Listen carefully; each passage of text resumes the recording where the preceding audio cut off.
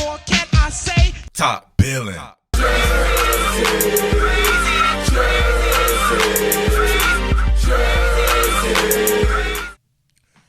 All right, Eagles fam. When it rains, it pours. And when it wanes, it whores. You dudes don't know nothing about that right there, right? You know what I mean? But listen, I laugh to keep from crying because, man, it feels like it always happens. Right? No, listen, I'm not going to put absolutes on anything, right? Even though that's an absolute in itself. I'm not going to put an absolute on this particular subject because it does not have to happen. Does it have a great chance of happening? It does, because if you understand the business, the Philadelphia Eagles are most certainly set up for this to be the case. Now, listen, as I'm coming home from North Jersey, right, spending the weekend out there getting it in Rutgers and Princeton and all that, I come home, stop at the Deptford Mall, right? I hear a guy, right, we're in Dick's Sporting Goods. So I'm looking at stuff or whatever like that. Now, some dude's talking on his phone, talking all loud and shit like that. And he's talking about, you saw they had Reddick request a trade? You know, I'm like, Reddick, I'm thinking this shit like that. I was like, no, he ain't talking about this dude. Think about this. I have on, at the time, an Haason Reddick jersey shirt. So I'm thinking my mom's like, man, I hope he's talking about JJ Reddick, right? Anybody, right? The Chronicles of Reddick. That man made me looked at my phone and I was flabbergasted. I'm like, you can't be serious. And I told y'all before, right? Y'all was juicing me up to get the Haason Reddick retro John, right? Which I have on right now, right, in protest. And I was like, man, I don't like getting jerseys, right? Sometimes I feel like it's bad luck, right? I always get a jersey and the next thing you know, the player goes downhill. You know how many Carson Wentz jerseys I have, right? I'm still gonna rock them Jones because he still gave us that time when he was there, when he was playing well. He was still there. I'm not one of these bandwagon type cats. So however it be, right? So I still rock my McNabb Jones forever, right? It's my all-time favorite player, so that'll never stop there. But it just feels like something just goes wrong when I grab a jersey. So here we go with this shit right here. Now, the ramifications behind this, that man requesting a trade. You literally kind of started your defensive evolution, or your, you know what I mean, like with your alignment and your style of defense with Haason Reddick. You then go out and grab guys from a 3-4 defense, the University of Georgia. I've been trying to explain this to people, right? You go and out, then you really go out and get Sean Desai, who runs a 3-4 base scheme, a Vic Fangio disciple. So now you're set up to run that shit, and you have this dude, Haason Reddick, right? South Jersey's own, Camden, stand up. You know how we get it down here in Jersey, baby. One of the best at the position in the league, right? Hometown cat, absolutely perfect. And you can't pay this guy what he weighs, you should be paying him like he's weighing. But you know who I'm truly mad at right here? Remember I was irate when that reporter asked him about, does he feel like he's underpaid? Like, it came out of nowhere. He didn't say anything about this shit. Why are you bringing it up? Why are you trying to make yourself the topic? He knows that if, as a media person, he knows that if he's able to get that and be ahead of that, people are going to have to play his sound clip. That's goofy. That's clickbait type shit. That's trying to be the story. You should never be the story as a media person because you're covering a sport. Probably one that dude never even played.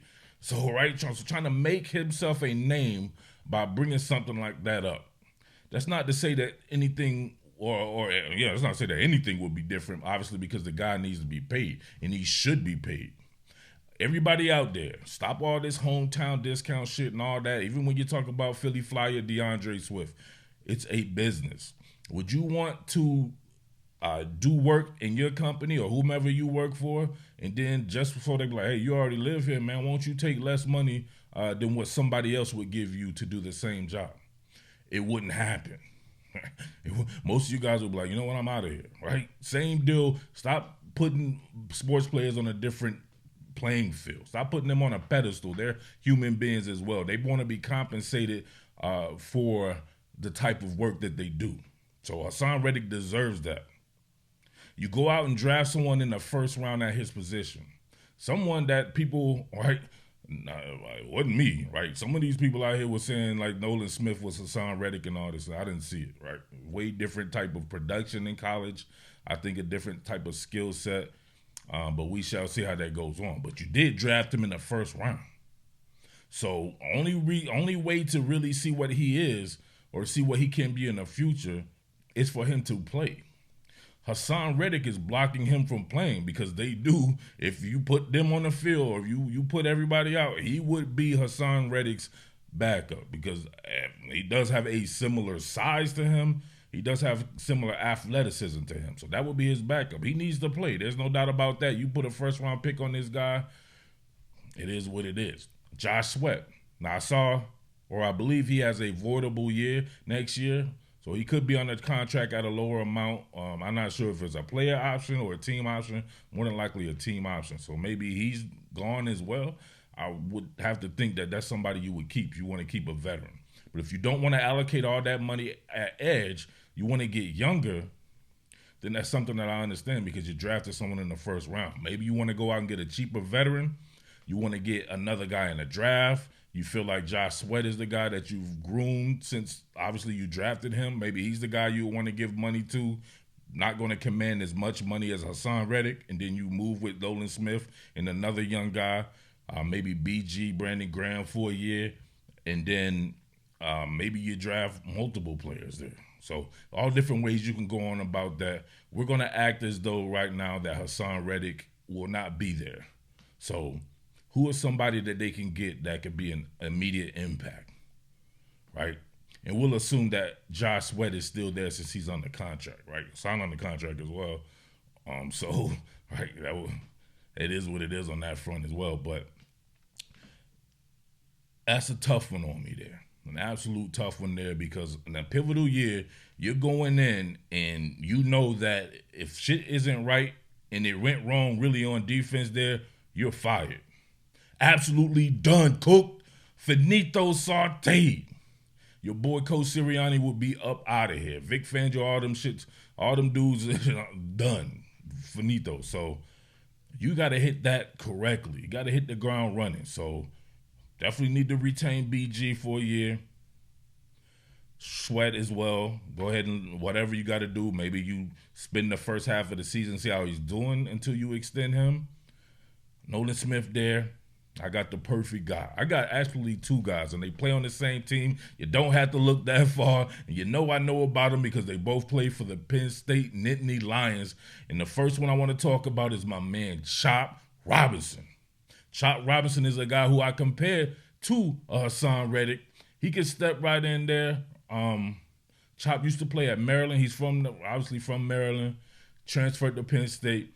Did not have as good a year. He had a little bit of injury problems this year, so he only ended up with 4 sacks this year. People thought, or I thought he was going to have a huge year, a potential top 10 pick. If he had played the way he played the previous season at the very least, he only had 5.5 sacks then, but you could just tell the type of work this guy could do, and the scheme's a little bit different. So I think in the NFL he will flourish. I'm telling you right now, you grab that guy with the 22nd pick, I think he wouldn't normally be there. But he can be there with the 22nd pick. Crazy, crazy. Matter of fact, let's get a little segment in right here from something that I did earlier this year. Done leveled it up at the perfect time for him. But we got to talk about Chop Robbie. Your man Chop Robinson has all the talent in the world to be a top 10 pick in the draft. And he's starting to heat up as well. Look at this arm under move. Look at him run the loop. Oh, my goodness. Oh, Jesus. Bang. Fertilized the quarterback, running that loop with an arm under, which had a better angle at this, a better replay angle from start to finish there. But you can see him change elevations. He starts out low, right? Changing that elevation. Starts out high. He starts out high, changes the elevation, going low on that loop right there. Look at the dexterity, the flexibility right there. Now look at that, the ability to widen it out on these crossover steps right there. The bendability, man, I'm telling you right now, Chop Robinson start heating up very much like the Eagles with like Haason Reddick heating up, right? Him and Adisa Isaac damn near like Josh Sweat and Haason Reddick for the Penn State Nittany Lions right there. Yo, wait, you heard that? Did you hear that? Your man, back in October when I released that video, I compared my man Chop Robinson and his pal Adisa Isaac from the Penn State Nittany Lions to both Haason Reddick and Josh Sweat. That's hard. That's hard. Listen, I had to take off that damn Haason Reddick jersey, right? It might be bad luck or something like that. But no, I'm just going to go ahead and get that shit framed.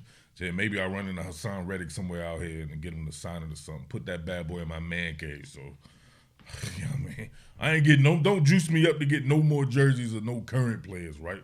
I stick to like how I've been doing my entire life. I get a retro joint, right? I got the Randall Cunningham and all that. That shit'll never, the McNabb, all that shit'll be Gucci forever. So, but yeah, Chop Robinson.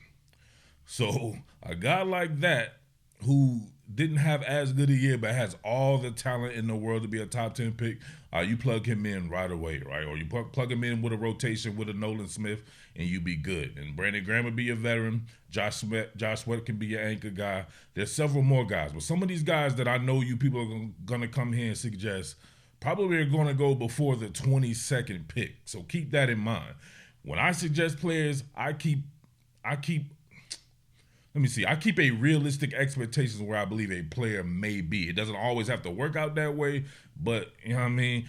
I'm not going to be one of these guys up here and a player has like top 5, 10 buzz thinking that he will be there at 22. If he is there, oh, that's amazing, right? You adjust then, but you be realistic about what's going on there. So Jared Verse and these guys like that, I don't know. I don't know if they'll make it to the 22nd pick. But if you did, yeah, you would go after a guy like that. But I don't believe him to be that much more talented than Chop Robinson.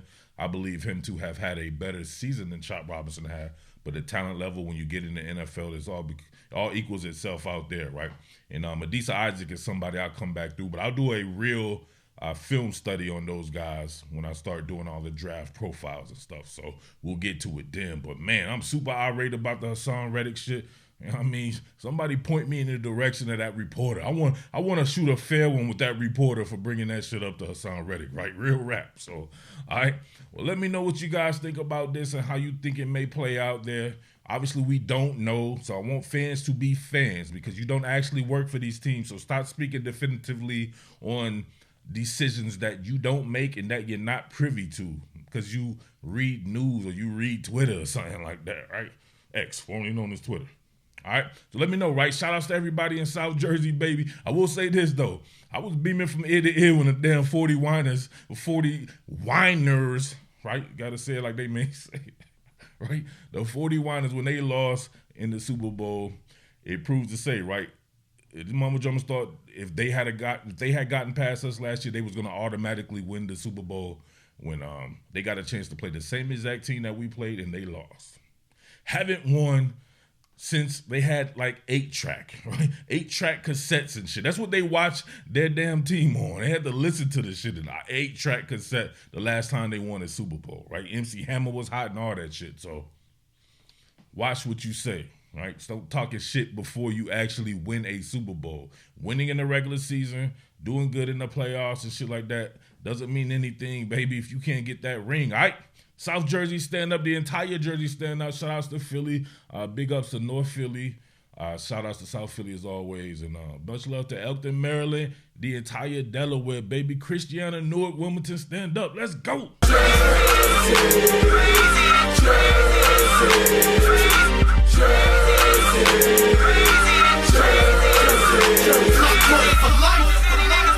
What more can I say? Top Billin.